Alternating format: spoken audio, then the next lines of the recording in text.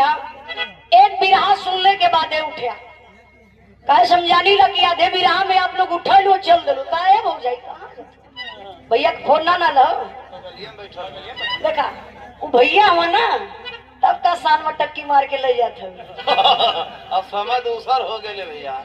भैया कैसे कहती है चला चलन जाए चला घरवा तो जइबे करिए बैठा मिल गलू हमार भौजाई।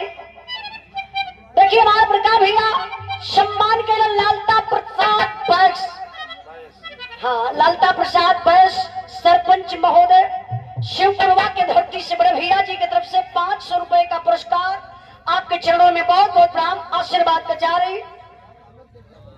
हाँ।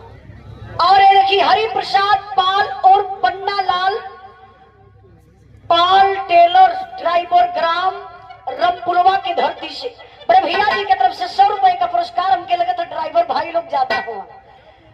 मास्टर साहब बड़ा बढ़िया गीत बजौलन कोना लड़का देखलस गांव के भौजाई के रातिक देखले रहल के दिन लेके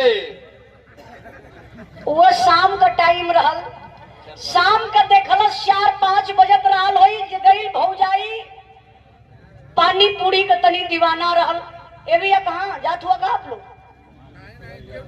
अच्छा अच्छा जइया मत एक बिरहा सुने के तब जइया रोज तो घरे रहाई के बाद घर परिवार के देखई के बाद एक आध दिन कनी बिरहो देख लेवल कहीं सुन लेवल कहीं। देखी मेहरारू के देख के लड़का लगल ऐठा पैठा